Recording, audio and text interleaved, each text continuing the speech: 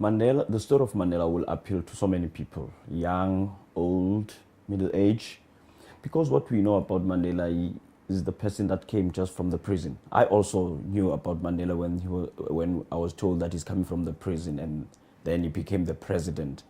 But in the story, you get an opportunity to learn more about Mandela before he got arrested.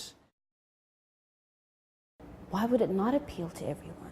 It's got a wide range of music, and the music is beautiful, but it's the actual reliving a tale, a timeless tale.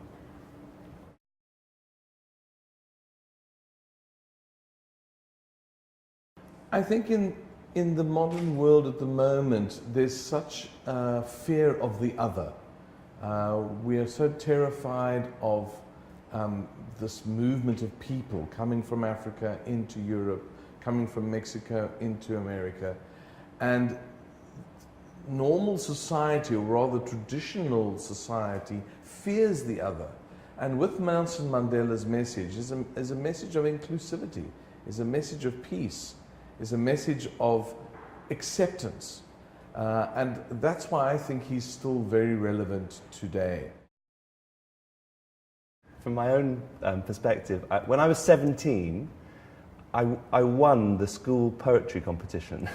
I'm not boasting here, it's an example. And it was a poem about Nelson Mandela. It was a poem about the first free elections in South Africa. So it touched me as any other 17-year-old in Britain becoming politically aware, becoming aware of social issues, and becoming, as your world starts to expand, you look to the great men of the world. And this is a man that has inspired so many people. I think it's one of the reasons why this story is worth telling.